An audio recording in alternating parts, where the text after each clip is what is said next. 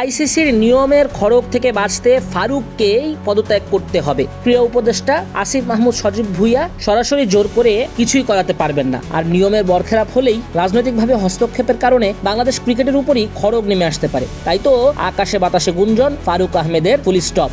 Faruk Ahmed BCB সভাপতি আর থাকছেন না, পরিস্থিতি এমনই। তবে স্বেচ্ছায় তিনি দায়িত্ব ছাড়ছেন না, এটা পরিষ্কার। তবে অফিসিয়ালি তাকে স্বেচ্ছায় দায়িত্ব ছাড়তে হবে। শনিবার বাংলাদেশ ক্রিকেট বোর্ডের সভা রয়েছে। বিশ্বস্ত সূত্রে বিভিন্ন গণমাধ্যমে জানা গেছে, যুব ক্রীড়া উপদেষ্টা আসিফ মাহমুদ সজীব ভুঁইয়ার বাসভবনে দেখা করেছেন ফারুক আহমেদ। সেটা বুধবার রাতে। ক্রীড়া উপদেষ্টা আলোচনায় ফারুককে বার্তা দিয়েছেন যে বিসিবি শীর্ষ পদে পরিবর্তন আনতে যাচ্ছেন তারা। তবে কেন পরিবর্তন আনতে যাচ্ছেন সে ব্যাখ্যা নাকি পাননি ফারুক। গত বছরের 5 আগস্ট দেশের রাজনৈতিক পট পরিবর্তনের পর নাজমুল হাসান পাপনের বোর্ডে থাকা জাতীয় ক্রীড়া পরিষদ এনএসসির মনোনীত 2 পরিচালক জালাল ইউনুস ও আহমেদ সাজ্জাদুল আলমকে সরিয়ে দেওয়া হয়। তাদের পরিবর্তে জাতীয় দলের সাবেক অধিনায়ক ও সাবেক প্রধান নির্বাচক ফারুক আহমেদ এবং ক্রিকেট কোচ ও বিশ্লেষক নাজমুল আবিদিন ফাহিমকে এনএসসি তাদের নতুন পরিচালক হিসেবে মনোনয়ন দেয়। পরে পরিচালকদের ভোটে বিসিবি সভাপতি নির্বাচিত হন ফারুক। এর আগে বোর্ড সভাপতির পদ থেকে পদত্যাগ করেন নাজমুল হাসান পাপন। ক্রিকেট বোর্ডের সরকারি হস্তক্ষেপের বিরুদ্ধে যেহেতু আইসিসির অবস্থান কঠোর, সরকার চাইলেই বিসিবি পরিচালনা পর্ষদে পরিবর্তন আনতে পারে না। বিসিবি পরিচালক এবং সভাপতিকেও হতে হয় নির্বাচিত।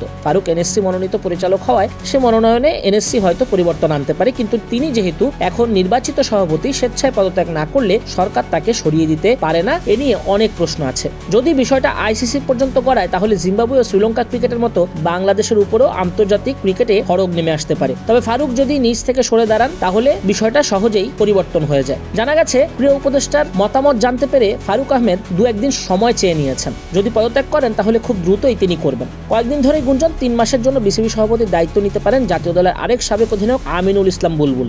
আগামী মাসেই যার আইসিসিতে চাকরির মেয়াদ শেষ হওয়ার কথা। এমনও শোনা গেছে তাকে প্রধান করে নাকি অক্টোবরে বিসিবির আগামী নির্বাচনের জন্য অন্তর্বর্তী কমিটিও গঠন করবে সরকার। বিসিবির বর্তমান গঠনতন্ত্র অনুযায়ী অবশ্য সেরকম কিছু করার সুযোগ নেই। আমিনুল ইসলামের ব্যাপারে আরেকটা আলোচনা আছে, তিনি হতে পারেন বিসিবি প্রধান নির্বাহী কর্মকর্তা। কিন্তু বিভিন্ন সূত্রে জানা যাচ্ছে, প্রধান নির্বাহী কর্মকর্তার দায়িত্বটি নিতে দ্বিগুণ বেতন চেয়েছেন আমিনুল ইসলাম বুলবুল, যেটি প্রায় 12 লক্ষ টাকা। তবে সবকিছু এখনো যদি কিন্তুর মধ্যে। তার আগে বাংলাদেশ ক্রিকেটে এখন মূল আলোচনা ফারুক আহমেদের পদত্যাগ আর কে হচ্ছেন বিসিবির নতুন সভাপতি 3 মাসের জন্য।